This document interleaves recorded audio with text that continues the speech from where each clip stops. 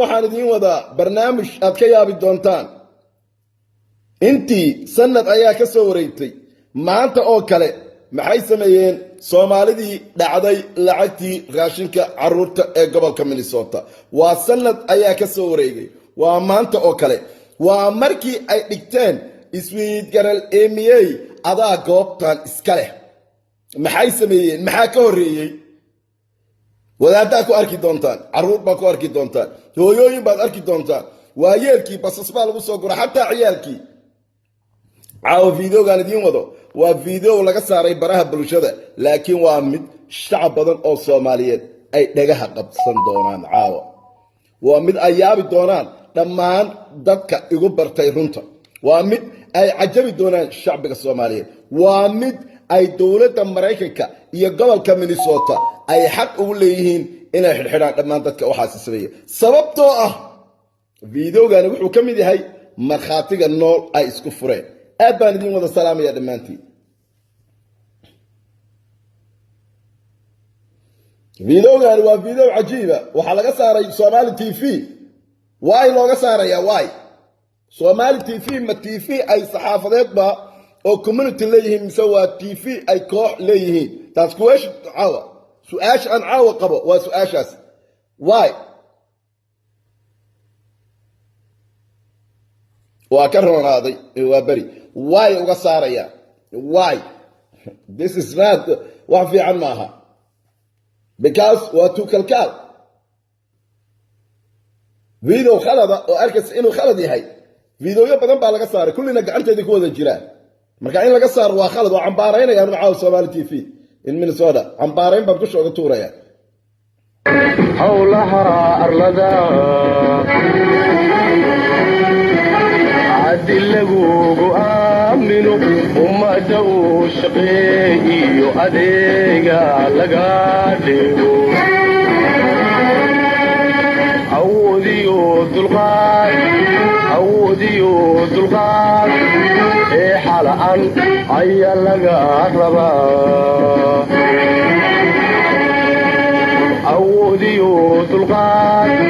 عوديو دلغاد إيه حالان. waxay tiri Faadimo Maxamed, you need to go dentist dhahday inaad argacaliso enerjiga aad ilkahayga ku fiirfiirisay. wax ka weyna waad soo wadaay inaad ku fiirfiiriside. allaha kuu sahlo. okay Faadimo, waa ku balogaraynaya, waxaana kugu qasbayaa inaan kuu diro hawl oo aad soo furatid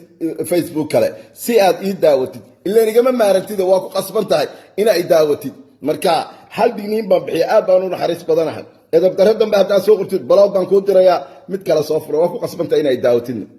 waa kugu qasbaya, sababtoo ah igama maarantid inaad daawatid.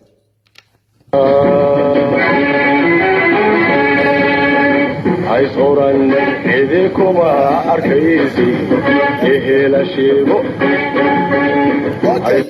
Maxamed Khaliif, please don't block her buu dhahay. ha baloogaraynin baaba kuu dooday, ma lawyer baa tahay? sooran idikuma arkaysi ina adeeso. hay sooran idikuma arkaysi ehela sheego. hay sooran idikuma arkaysi ina adeeso. nin xilqaad. Faadimo waa qasashay, qasal bay la dhacday danteed garabta. walla inaad fariid tahay, hooyadaa inay gabadh dhashay lacal asheedaan ku yaalay, danteedii bay garatay. waxay tiri hadduu ku baloogaray mid kalaa doona ee maxaad hawl iskugu diray? qosol bay igu soo qabatay, qaaxa ku dishay.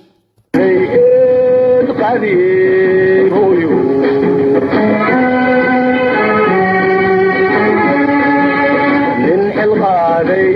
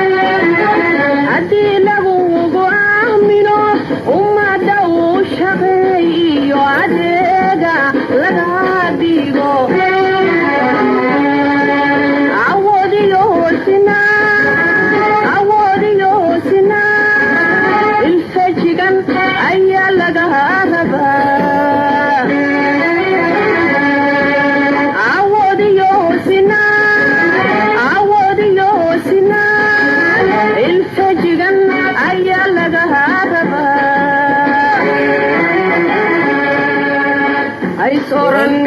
idinkuma arkayse aqal jeexo hay soran idinkuma arkayse afka buuxso hay soran idinkuma arkayse aqal jeexo hay soran idinkuma arkayse afka buuxso kaamil buraale diinsi qallalan afka lagaa geli edabdarro dambe haddaad soo qortid blog ayaan ku saarayaa digniinta koowaad waa ku siiye haddii aan ku saarana hawl baan kuu dirayaa mid kala soo fura ila igama maarantida siidaa nin xilqaadaye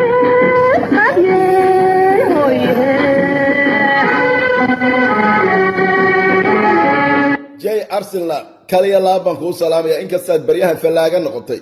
ood fallaagowday sarkaal sare oo xabta shiikha ka tirsan baad ahayd bartaada caawa tigid baan ganaaxan kuu siiyey jay arsenal waa ku salaamaya cabdiqani abta adigana kaliya laab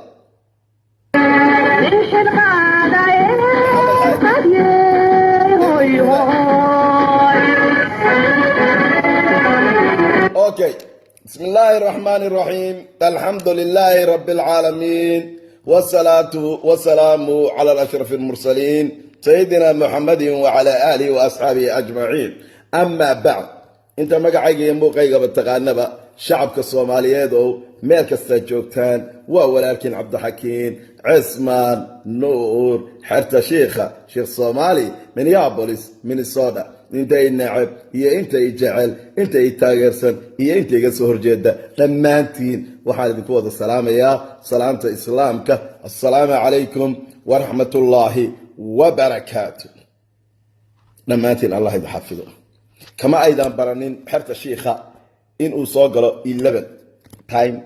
11 من صورة تايم أو بي إم هبين maxaa sababay inaan soo galo waxa sababay dhowr arrimood barito waa first day of the week waa monday barito waxa laga yaabaa in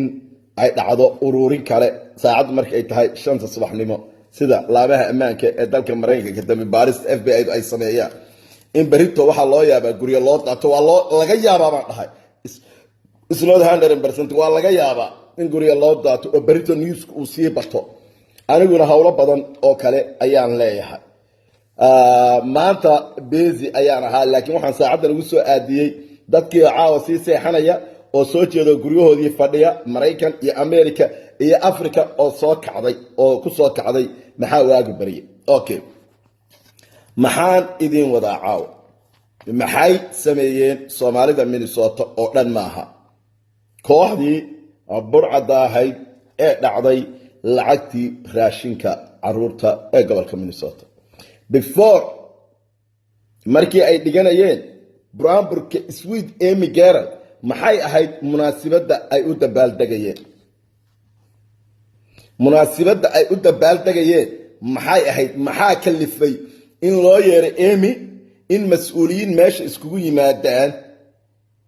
in Branbur loo dhigo in shaash lagu soo akhriyo sixir oo laga keenay xamar iyada inta xamar la geeyay waatii Buula Saleeman la geeyay waatii Dikaale la geeyay waatii Afgooy la geeyay meel walba waatii laga tuuray Nairobi waatii la geeyay maxaa keenay in xaflad loo dhigo Amy waa maxay farxadda ay maalinta u dabaaldegayeen maalinta waxba ka horeeyay maxaa ka horeeyay wallahi billahi oo tallahi caawa istacajab ayaa idin ku dhacaya aad baan u yaabi doontaa maalinta waxa ka horeeyay waxa la joojiyay oo ay xaakimka hadda la leeyahay xaakimkii warqadu soo qoray oo wuxuu yiri xaakimkii aniga waxaad ii soo cadeysaan meeshan ku yiri dadkan lacagta hala siiyo maan oran buu yiri xaakimku maan oran buu yiri waxa dhacday lacagta ugu badan goormay cuneen goorma waxan ay dhaceen bal Soomaaliyeey waxaan caaw idin wado waa wax madaxu idin qarxi doon markii la arkay dhaqan xumada ay ku jiraan dhac waa la yara hakii because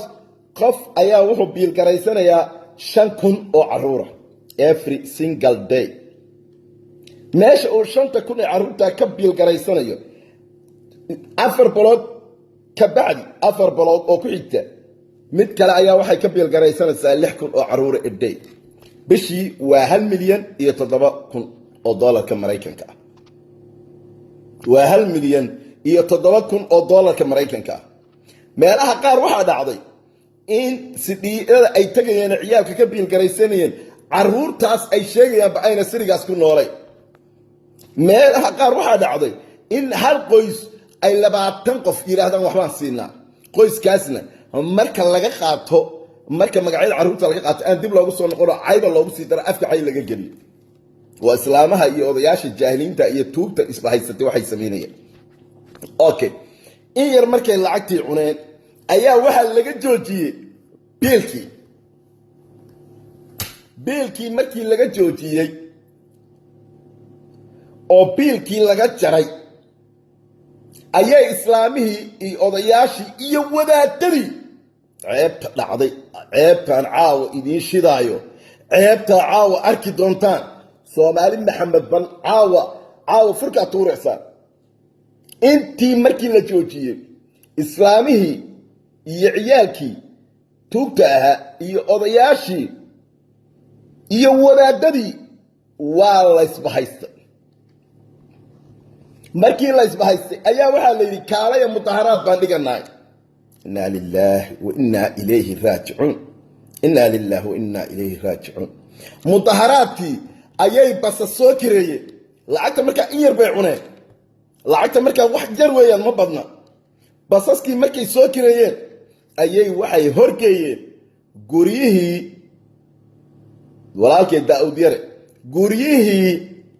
bable housing-ka ahaa iyo guryihii sekshineedka ahaa fadeexad ka weyn oo community-ga Soomaaliyeed ku dhacday gobolka Minnesota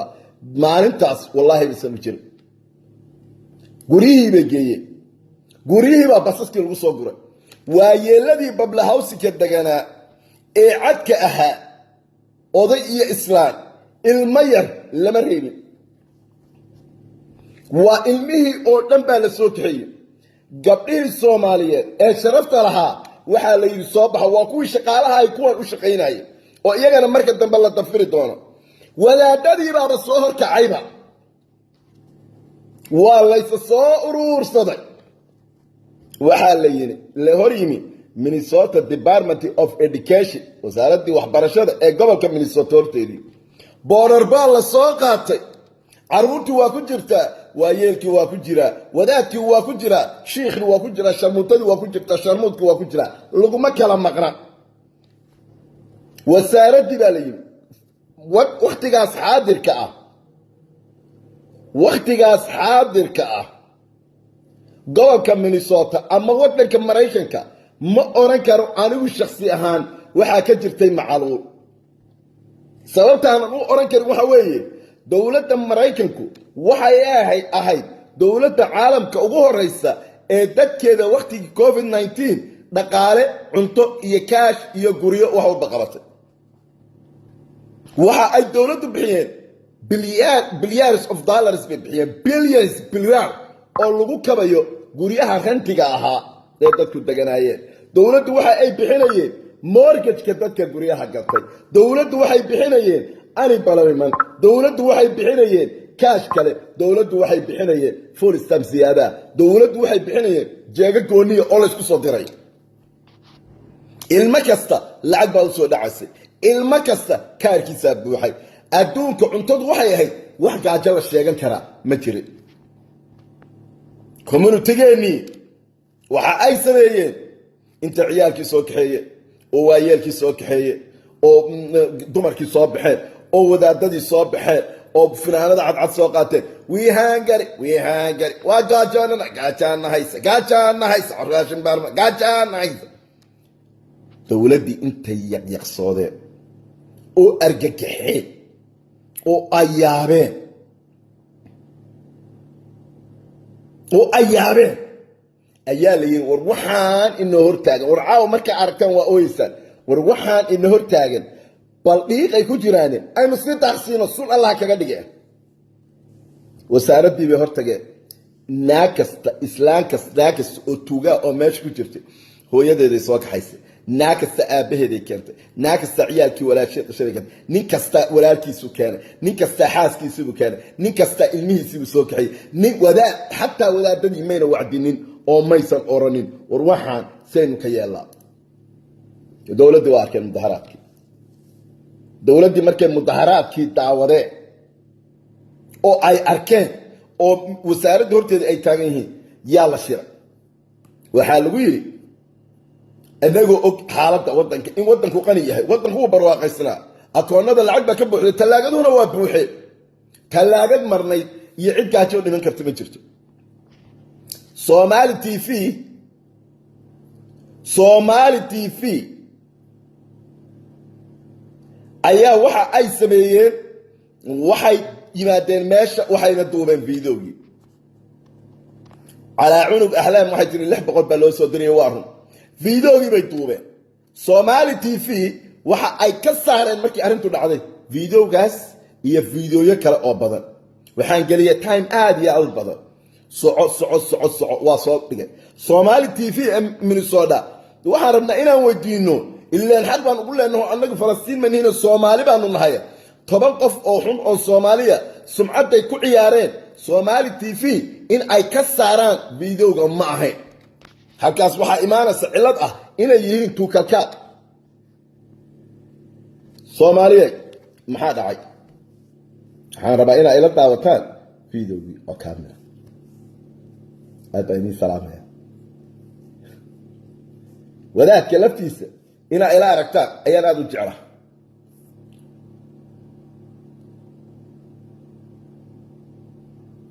وين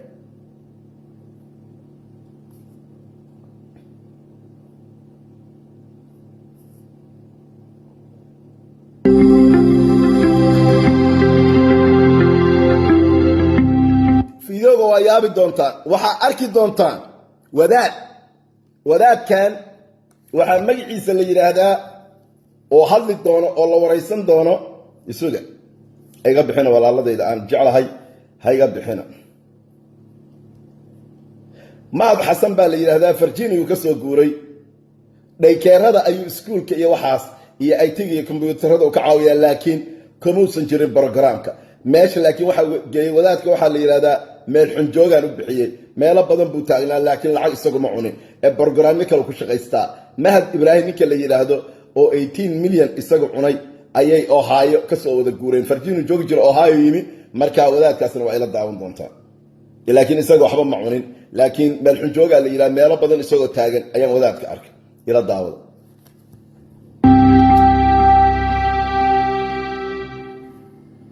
وعن وناكسن داود يال مeel kasto aad joogtaan kuna soo dhawaada Somali TV of Minnesota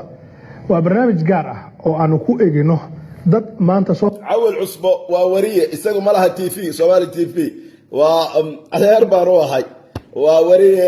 laakiin waa xushmad baan u hayaa waana ehelkayga laakiin isagu wariye ka ahaa meesha isna inuu lahaa ama maamulay ama uu wax ku lahaa hawsha doortay wasaaradda waxbarashada ee gobolka Minnesota waxaana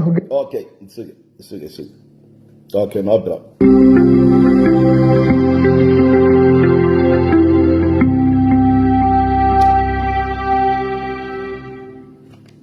وعن وناكسن داود يال meel kasto aad joogtaan kuna soo dhawaada Somali TV of Minnesota waa barnaamij gaar ah oo aanu ku eegino dad maanta soo hordhooftay wasaaradda waxbarashada ee gobolka Minnesota waxaana hogaaminayay hay'adaha aan faa'iido doonka ahayn ee loo yaqaano non-profit organization waxaana hay'ad faa'iido doonka ahayn hay'adaha aan faa'iido doonka ahayn halka pin igu dhajiya dab igu siiya milyanisna waa lagu qabtay gawaari iyo guriyo faa'iido doona ma waa non-profit hogaaminaysay lagu magacaabaa Feeding Our Future waxaa la socday dad kale oo minority ah oo iyaguna maamula hay'ada noocaas oo kale ah iyo caruur fara badan oo ay ahaayeen caruurtii cuntada loo qaybin jiray wasaaradda waxbarashada ee gobolka Minnesota ayaa gabi ahaanba waxa ay joojisay cunadii loo qaybinayay caruurta da'doodu ay ka yar tahay 18 sano waxa ayna ka joojisay qaar ka mid ah hay'adaha aan faa'iido doonka ahayn Amy Park oo iyadu ahayd dadkii soo abaabulay mudaharaadkan maanta lagu horsameeyay wasaaradda waxbarashada dad far badan baa ka hadlay waxa ay wateen boorar ay ku qoran yihiin ereyo ay ku dalbanayaan in loo sii daayo cunadii loo qaybin jiray caruurta, cunadaas la dhihi jiray nafaqada caruurta. dadkii goobta isugu yimi ayaa waxa ay wateen boorar ay ku qoran yihiin ereyadii ay ku cabanayeen. barnaamijkii oo ay Somali TV soo duubtayna sidan ayuu u dhacay.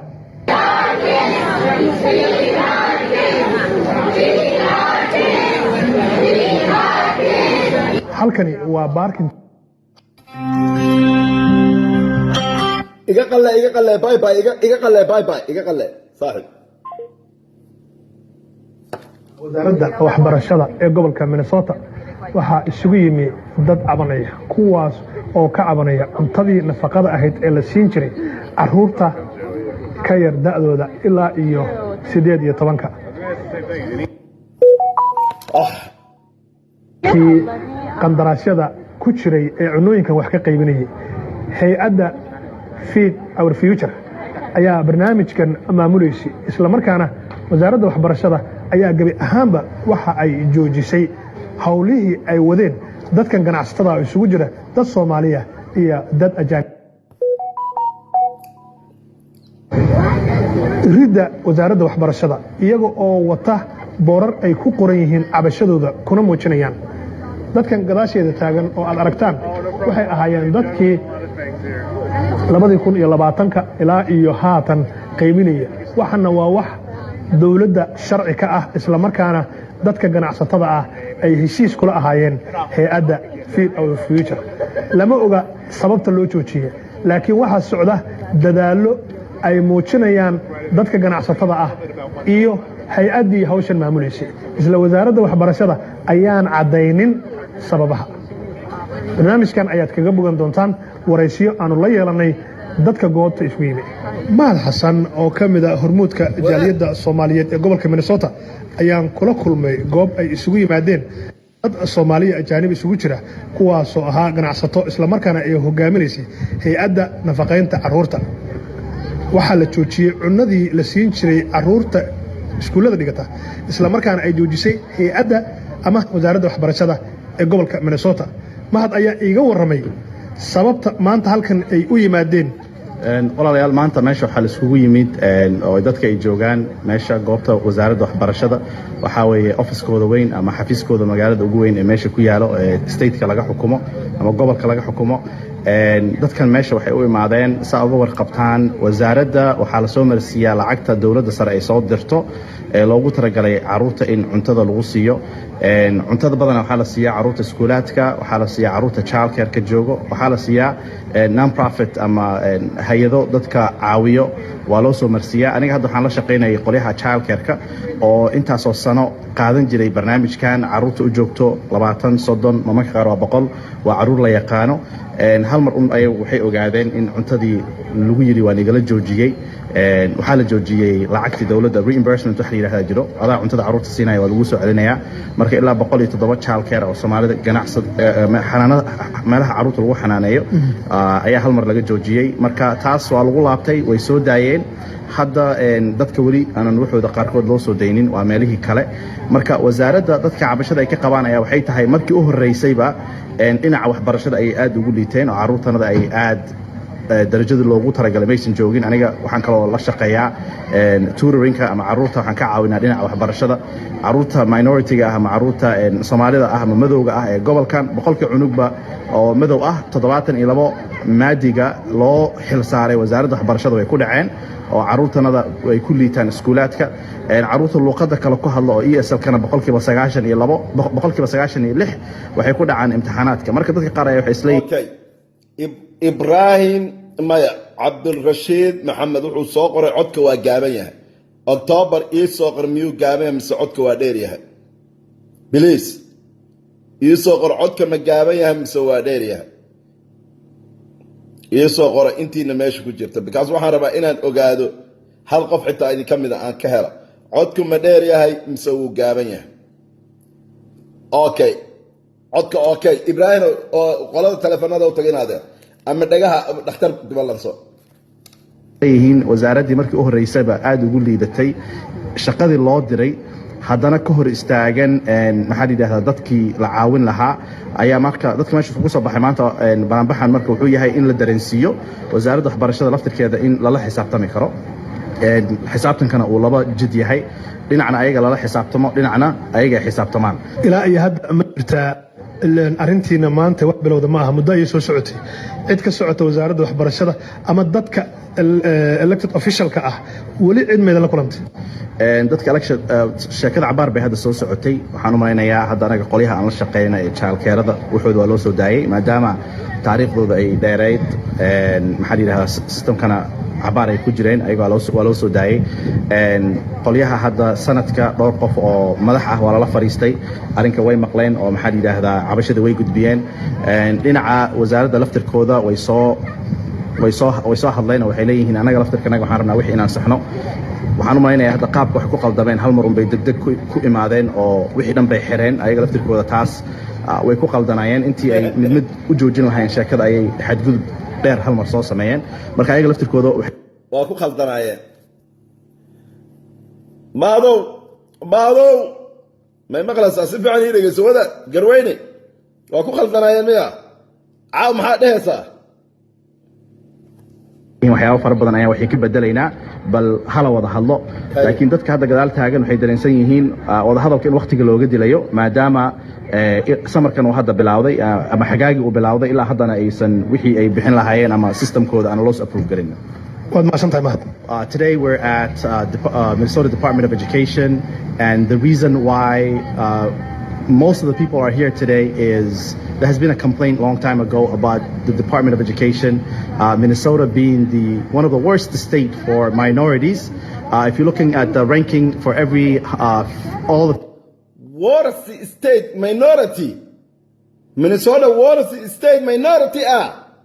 يا ولاد يا شيخ مهود حرام عليك يا شيخ مهود worst state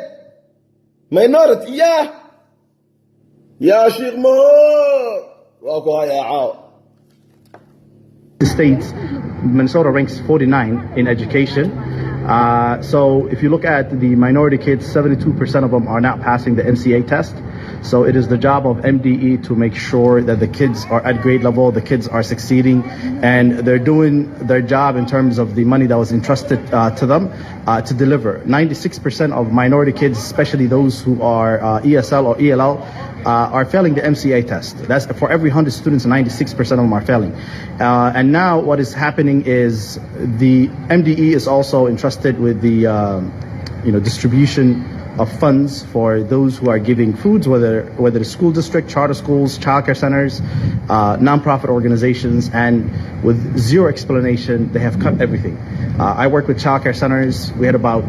200 childcare centers complaining and saying that we don't understand the reason why our funds were cut. After going back and forth, they eventually released the funds. Now the people that are protesting are people that own nonprofit organizations that are feeding kids throughout the summer, and their concern is that how are we going to be able to feed kids if you are withholding the funds that are meant to go to these kids? So today there was a huge protest, and the protest was to let MDE know that they were found contempt in court, and that they should follow the law, and they should allow the community centers and the nonprofits that want to serve kids to be allowed to do their job. So that's pretty much what today's event was about, or protest. waxaa garabkayga taagan gabadhii maamulaysay hay-adda Feed Our Future isla markaana iiga warantay sababta ay maanta halkan isugu yimaadeen. Hello Yemi, how are you today? I'm good, how are you? Tell us about something. Why do you come here today? Yeah, we're here today because the community is frustrated. The community has a need. There are hungry children in Minnesota, and the Minnesota Department of Education is refusing to follow the law. They're refusing to let our Handering kids of Minnesota, Hungary, kids, Hungary, Department of Education. What? Amy. minority-owned businesses, our communities of color feed children in culturally appropriate ways. And how long is going on this situation? We've been in dispute with them since last spring. We had been able to handle it amicably by working through some issues. In the fall, they simply refused to process applications. They refused to let our partners come on and serve the kids they work with. So we filed a lawsuit in November of 2020 and have been working ever since to get the department to comply, to follow the law. Our hope is that the Department of Education will look at the community, will look at the need, look at the willingness of our nonprofit partners to feed the youth and allow them to do the work that's needed. Allow us to access federal entitlement funds to feed the youth in Minnesota. Do you have any message to send anyone who was involved with this situation? Take a look at the kids that you're denying food for and ask why. Why? Take a look, kids. Amy,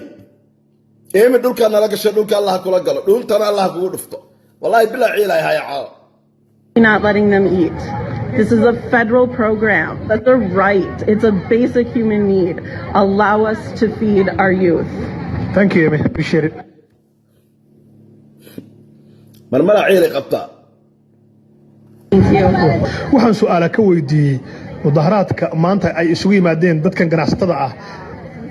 Faadumo Cabdi oo loo yaqaan Ana Cabsiye waa asaasaha iyo maamulaha hay'adda Tasha Community waxayna ka soo qayb gashay barnaamijkan maanta looga dalbanayo wasaaradda waxbarashada in ay dib u soo daayaan cunadii nafaqada ahayd ee la siin jiray carruurta ardayda ah ee ka yar da'dooda 7 iyo 10 ana waxaa joogtaan maanta maal ay dad badan isugu yimaadeen fariintaada aad u dirayso wasaaradda waxbarashada iyo maamulka maxay tahay waxay tahay annaga hooyooyinaan nahay ilmo yar yarahoo badanaa meeshaan lagu dhalay soo marka waxaan rabnaa aysan naga hor istaagin waxa annaga ilmaheennii ay ku korayaan adiga waxaa tahay maamulaha hay'adda Tasho kaalin intee la eg baa ku lahayd arrimahan inaad u ololeyso ama aad qayb ka ahaydeen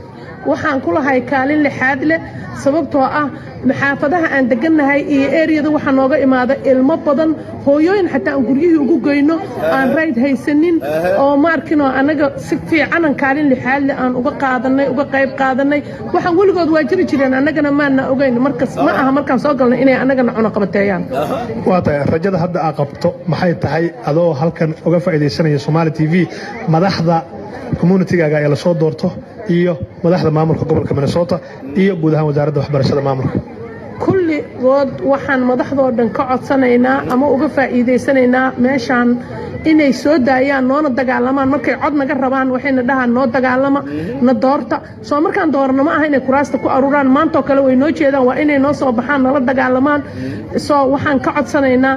kulligood inay noo codeeyaan oo soo daayaan waxa nagala xiray aysan naga howldigareen waxa oo community-gu rabo waa tahay waxaan nagu maqaalo ah in maalin dhoweed aad xaflad u samayseen gabadha maamusha hay'adda Feeding Our Future xafladaasi waxaad ku sheegteen mahadcelin waxayna sheegtay inay u dagaalamaysay xuquuqda dadka ganacsatada ah iyo carruurta iyada maxaa u soo dhamaaday ilaa iyo hadda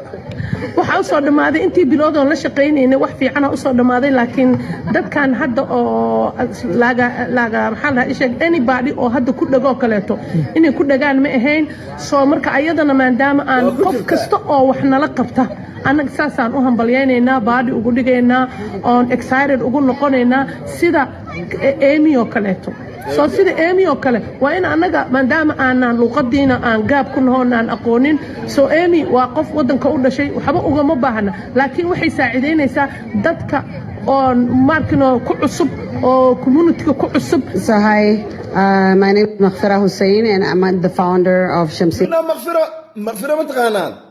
واتي إلى إيربورك عرارة سنة ساقبت وقبل أرمضة هاي مغفرة حسين قبل كلامي هنا عبسي هنا وكجرت مغفرة إيربورك على قصة قبطي إله بان إن كل شيء هذا الذي مغفرة إلى دقيست إله بان إن كل شيء إلى دقيست Hopes, a non-profit organization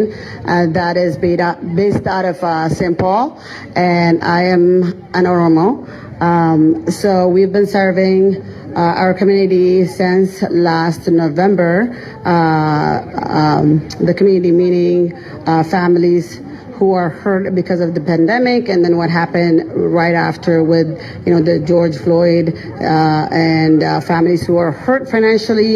We were feeding children under 18 years of age. And then all of a sudden, the program got shut down in April with the week notice, April 30th being the last day. And our organization has been serving the Oromo community, the Monga community, African Americans, Caucasians, Somali, all the communities, but mainly the Oromo communities that are around St. Paul, Brooklyn Park, Brooklyn Center area. So we were serving about 5,000 children per day since November of 2020, all the way to April 30th, 2021. So when MD decided that they are not going to feed our children, they closed. We had to turn all these children away and telling them that we have no food for them. So that has been going on. We have been fighting MDE for the right of our children, and we feel like, our children also deserve the same treatment that any other American children deserve. So that took about 2 months fighting, and they finally opened Shamsia Hopes last a week and a half ago with a lot less number to serve. And now we are on a situation where all the burden is on us because other sites are closed, and we don't even have the capacity that we had before. So now all the families are coming to our center which we cannot provide food for. So we feel like we are holding all the burdens of all the sites that are closed, and which we don't have the food for, and that's why we're here today to ask MDE, please feed our children, and we want to be treated equally as any other American children. Maqaan kiyya Maqfira Hussein Nanjani, Committee Oromo Rai, warri arrantan مغفرة هذا أفرمي أنا وقود بيانيسا مغفرة حبسي يقول لك جرتها ولي أحرنتها أفرمي هذا نقول هذا يسا هي الشيء كذا يدي مغفرة Dufneef MD fuula dura jirra. Wanni dhufneef illeen State of Minnesota Department of Education ijoollee teenya nyaata kannaafi ture san akka kannamne murtii dabarsan sani balaaleffatuu fi Shamsiyaa Hope deebi'ee banamee jira garuu. مغفرة هل حبان كلها أفحبش أنك قارنا ليه ما أنا كلها ليه ما أنا مغفرة ليه ما أنا كلها ساسان قارنا. Shamsiyaa Hope banamullee organization biraa hundi cufaa jira ila ammatti kanaafuu rakkinni isaan irra ga'ee ijoolleen silaa isaan nyaachisaa turan sun hundi karaa Shamsiyaa Hope dhufee nyaata kana gaafataa jiran nuti immoo nyaata guddaa akkasii ijoollee 5,000 ol nyaachisuu hin qabnu kanaaf san balaaleffatuu fi saayitoonni biraattis akkuma Shamsiyaan banametti banamee akka ijoollee teenya nyaata kana gargaaru gaafatuu fi MD ijoolleen teenya illeen mirga guutuu akkuma ijoolleen Ameerikaa biraa qabanitti mirga guutuu akka qaban itti muufii mirga isaanii san fayyadamanii akka ijoollee teenyallee haaluma ijoollee biraatiin wal qixatti ilaalanii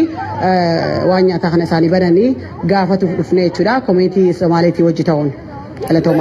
Mustafa maanta maxaa halkan u timid? maanta halkan waxaan u imiday inaan ka qayb qaato discriminationka ay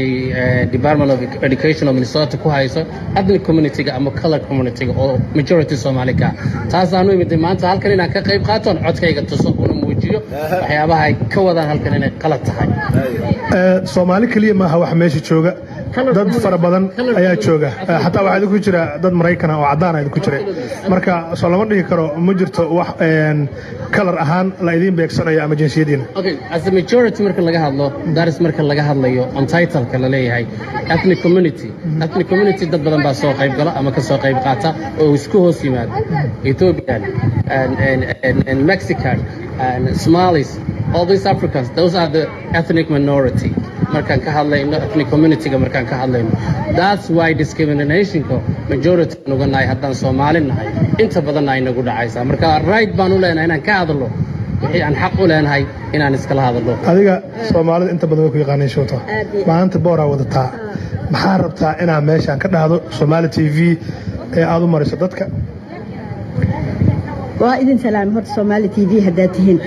cuntadii oo nalaga joojiyey aan u dagaalamayna maanta aan leenahay ilmaheena iyo caruurteena iyo communitydeena cuntadii aan siin jirnay markii aan dadka cuntada bixinaya karinaya aan ka mid ahaa sidaa darteeda maanta aan u imaanay markii waxaana tuseenaa wasaaradda waxbarashada waagii horeba lama joojin jirin hadda maxaa loo joojiyey waxaan aani faa jiri jireen waagii hore lama joojin jirin hadda maxaa loo joojiyey waagii hore lama joojin hadda maxaa loo joojiyey Soomaaliya su'aasha jawaabteeda idinkaad ka rabaa anakoo waddankaan imaanin aan cuntadan jiri jirtay hadda anaka markaa waa run برنامجكاني waxa uu jiray waligeed keera waxay ka dhaxashay aabaheedna wuxuu ka dhaxlay awowgeed waa run laakiin Soomaali baa dhooqaysay hadduu jiraa rayna waa la qaybiyaa dad aan garanayo Soomaaliya qaybi aniga laftayda hadda galaya isbuuca dambe si xalaalan ku qaybinana don't worry taas ka baqina hadda waa la qaybiyaa Mexican baa qaybiya Soomaali baa qaybisa waa la helaa laakiin inta la qabto inta tugtaa next week ana qaybinaya ana idin tusaaya يعني ما أفوح كوين لقليا واد اللاعة ما أنت واكنا واكوش ما أنت ربنا كان شوقنا نتل قفك السعر وسعودة قير سعودة قضح ممدو شرعي على الراعة سوقا إيوه الشيء كذا إيوه الشيء كذا ما ده ريال إيوه الشيء كذا ما ده ريال إيوه الشيء كذا شوت إيوه قبل أن كمونتي أهان أما نوع أنا قطبة أولو قاعدي ودن كمان أنت لو كحيل بركة أنا قبل أن أولو قاعدي مرتبة that's why بركة سامي شوشي that's أنا كمونتي ما عشان شكرا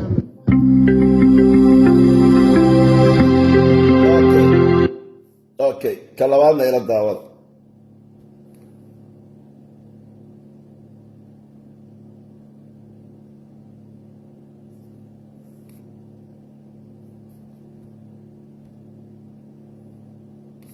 اوكي كلامنا الى الدعوه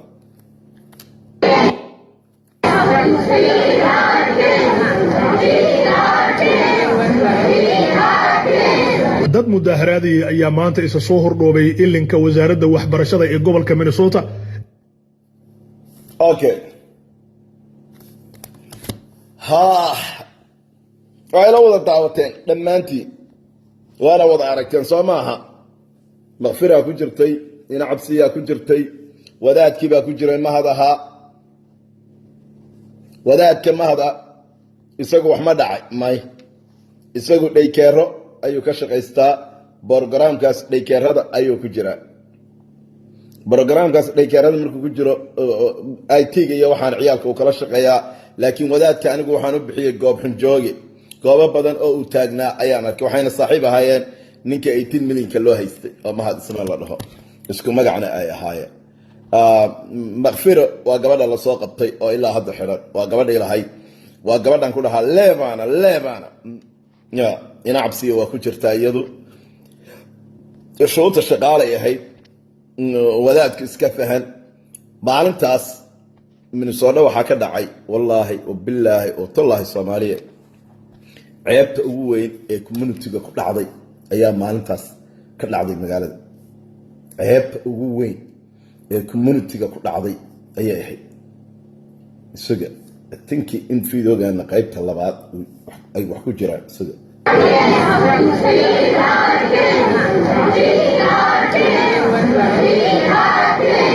dad mudaharaadii ayaa maanta isa soo hordhoobay ilinka wasaaradda waxbarashada ee gobolka Minnesota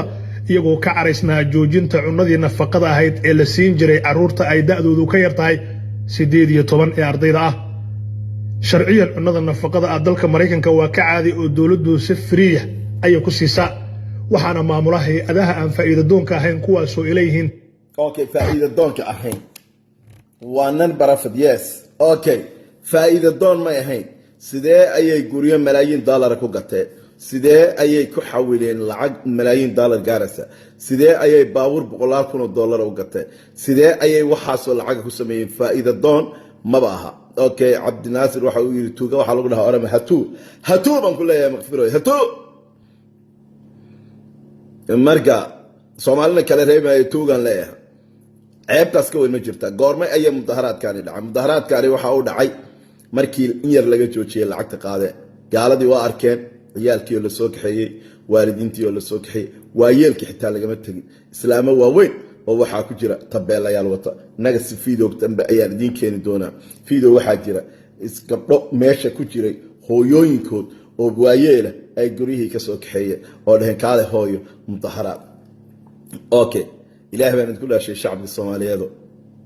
waxay u soo baxeen inay yiraahdaan ciyaal baa gaajaysan ciyaalkii cuntadii ma siiyeen su'aasha meesha taala waa taas way runta looga gabanaya ciyaalkii cuntadii ma siiyeen waa may maalintaa ka bacdi dawladdu waa ay fiirisay saasay u eegtay dhaqankoodii bay eegtay xaggee eegtay waxay tiri waxaan moo jeedaa aan jeelka ku gurnay aan sii dabaasiin waa loo soo daayay lacagta ugu badan markay dhaceen waa markaa lacagta ugu badan markay dhaceen waa markaa way ku jirtaa walaal way ku jirtaa lacagta ugu badan markaanay dhaceen ka bacdi markii la soo daayay ayay waxay dhigteen Sweet Amy Garrett Brownburkii ahaa waa markay leeyihiin kartideeda awoodeeda adduunka fajacay MDO idin albaabada ka xidha ila dhageysta Brownburkii Amy yani maalintaas Amy baa qaban qaabinaysay Amy baa basaskay keeneen Soomaalidu waxay ahaayeen kuwa ugu waaweyn ka bacdi Amy bay Brownburkii u dhigeen ila dhuuxa ilaahay baan idinku dhaarshay intiina meesha igula jirto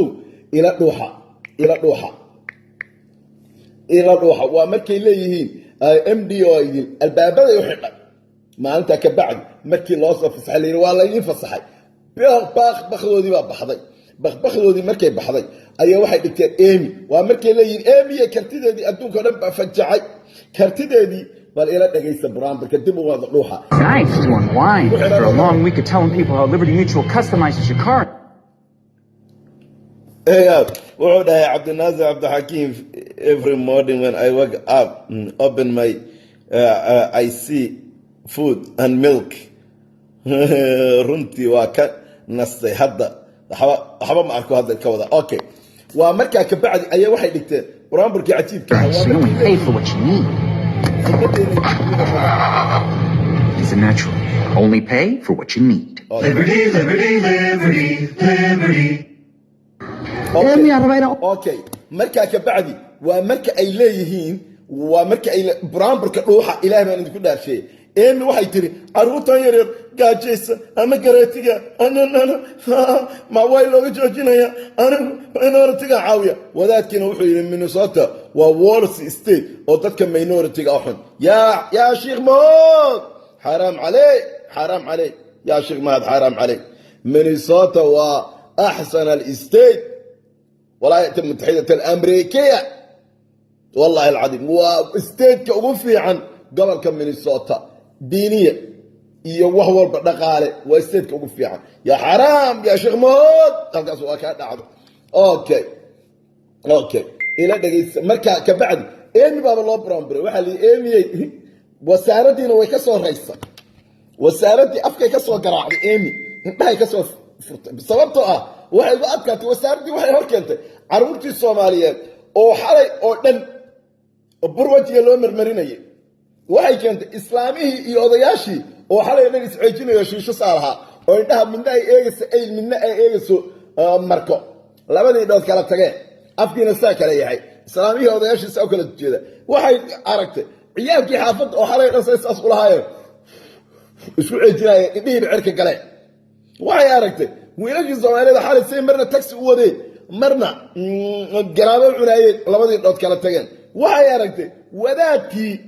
oo garkii intuu soo shanlaysay isagoo si fiican u socdo laba dhalo xabata Soomaaliyeed dal isku soo siiyay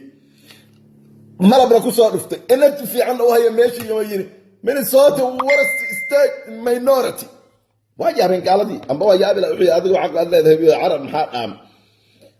ya caruurtii la soo wada dhafriya burna meel walba laga soo mariyay garama laga soo gaday bur wiilka ayaa loo geliyay mid dhinac kan jeexaya mid jaabad qolalanta mid sidan yahay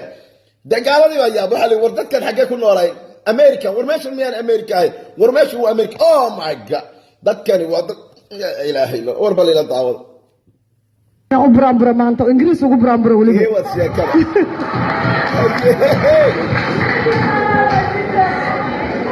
Amy come here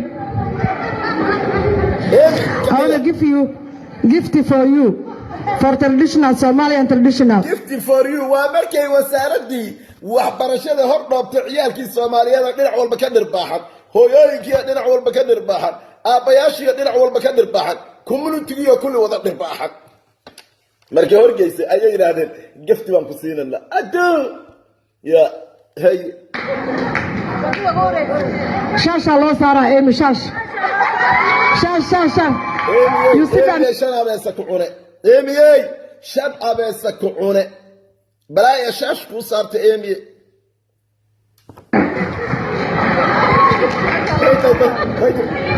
shaashaarkeeda waa maanta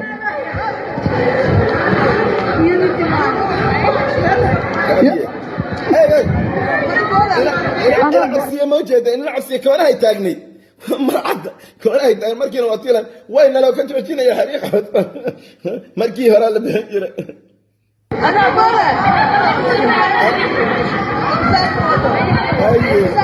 haye ku dhufo waa shaashaarkii waxaa waaye eemi warbiisi waxaa laga bilaabay nin baraka male birweeyaan oo islaamku badbaadiya allaha barakeeya xafladeena bilicda weyn waxaa bandhigaan iskaloo baqa loo camiray war eemi bilan weeya gabadhan la beegsan karin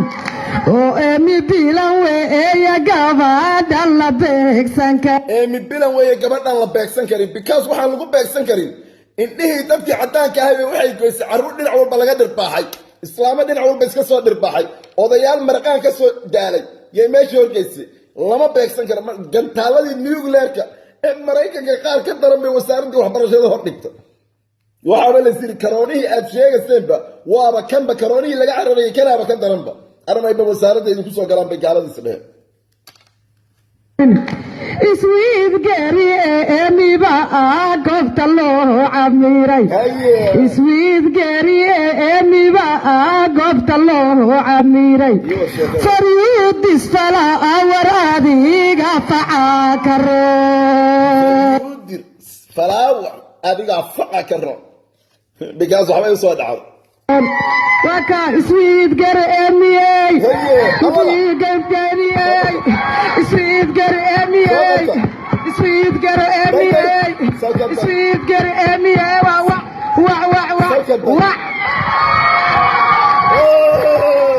iswiidgar emiyey iswiidgar faraawarkan iswiidgar emiyey iswiidgar emiyey iswiidgar emiyey iswiidgar emiyey iswiidgar emiyey adaa ubaxaan iskale iswiidgar emiyey adaa ubaxaan iskale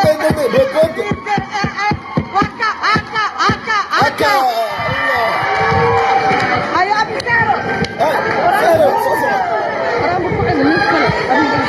qasal bay la dhacday waxayba tiri aniga tuuga aan ahaadee waxaaban helabay tiri ardaydii ugu fiicnayda qaaradda afrika ka yimaadeen bay tiri soomaali baa layidhaha geeska afrika ka yimaadeen waaba ku boodboodayaan bay tiri alsaariqa war bulshada soomaaliyeed baaqayaan u diray bilaa calaykum intiinanba ila daawatay videogii fuulka ahaa ugu horreysay sarkaaladeeda oktoobaray ila dhegaysta hadalkii eemi wasaaradda waxbarashadii mudaharaadka ay ka hor tiri iyo markii lasoo furay bulshadii soomaaliyeed bay baaq u dirtay kartideedu idin caalamka la cajabay ila daawada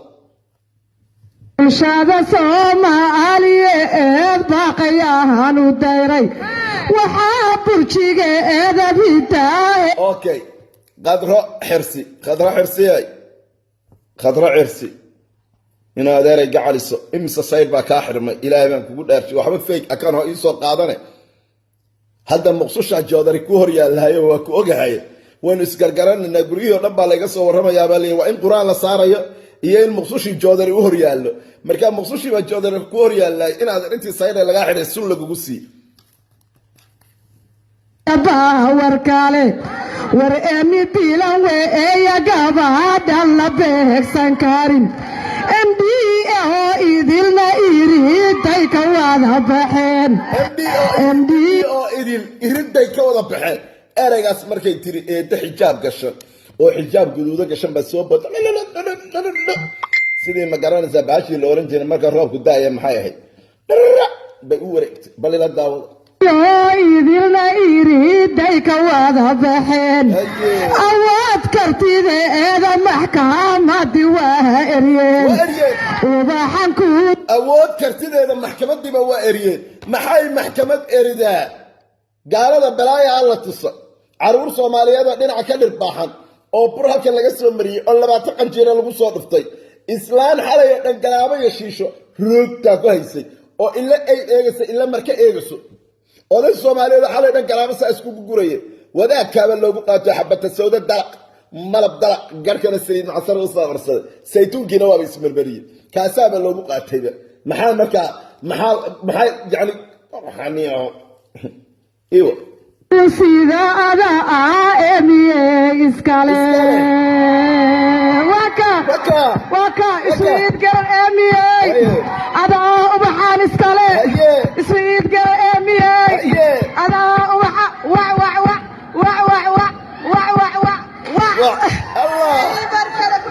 waka hadii emiye la yiri miyana joogaya hadii emiye la yiri miyana joogaya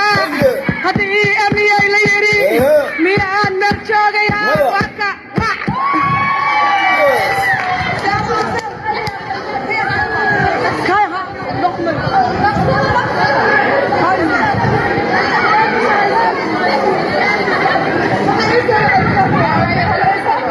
wargabdhaha Soomaaliya ee baaqayaan u diray halkan ugu khatarsan gabdhaha Soomaaliyeed baaqayaa loo diray gabdhaha Soomaaliyeed birisan federaal ma rabaan waa iga dhacay ariga tuuba kan naftiisa gabdhaha Soomaaliyeed baaq baa loo diray ii wad baaqayo sidii imido oo kale ee tan irdaha u furay awood kartidii ina dunidoo dhan lala cajib awood tuugnimadiina dunidoo dhan lala cajabay awood tuugnimadiina dunidoo dhan lala cajabo ceeb looga baxay emi idile eyada urka kugu haya waka hadii emiyay la yiri adaa ubaxaan iskale hadii emiyay la yiri adaa ubaxaan iskale hadii emiyay la yiri adaa ubaxaan iskale waka saxabka waxa la aragina ku yaala saxabka ku wada dhifto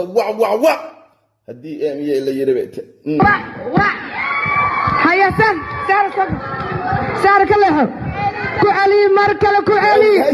اسكالا اميا اسكالا وكا أميرة هذا سوق شيء جامع واحد ترى محل سوق الرأي أميرة برنامج كبلودي صوت داو المكا إمانسة وكا هيا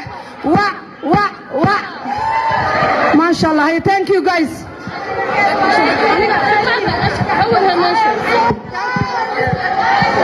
هذا واحد بلابا صاب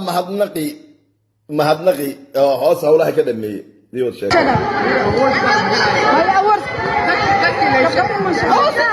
وروحا قبنك أمشي حفلات نقول ذنبا لا اسكو كان صاحبك على الجنة بس يجي على الجنة in the house علي هاي وروحا قبنك أمشي حفلات نقول ذنبا قبلوه كلا درجة بدان درهدي قالان بنات الهول ويا بلشا وانت اللو بنديقي بنات الهول ويا مئيش الله بيك سنكارين وسهر علي جيسا ويا آجوسكا كوغو فيران عدكاركي جيسيجي انبا آقبت النو عميري علي قني ويا ويل كان عدودها كفيران وحاقر منا ايا ويل كان لقاري كارين اوكي تحقربك ايجي ويل لقاري كارين اقران حريضو عدكارا عيد ciidan iigu filan igraan xareedo oo codkara ciidan iigu filan shamse xawaale ayaa ah xooga ku dhigdhigan xubinti soomaaliye eed xaadir bayin no way dumaashi no way xubintii soomaaliyeed xaadir maayo xaaraantii soomaaliyeed baa xaadira isnaad xalaashii soomaaliyeed xaadir maaha dumaashi may dumaashi caasho halkaa bareega iga qabo xubintii soomaaliyeed xaadir maayo xaaraantii soomaaliyeed baa xaadira xalaashii soomaaliyeed xaadir maayo xaaraantii soomaaliyeed baa xaadira halkaa iga qabo dumaashi miyay garabka agagacaalkeeni baa tahay maaha garuun culus madaxa kaga dhacay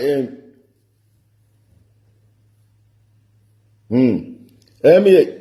nabadeed waka iskale emiba iskale emiba iskale emiba iskale emiba iskale emiba iskale waka iskale emiba iskale emiba iskale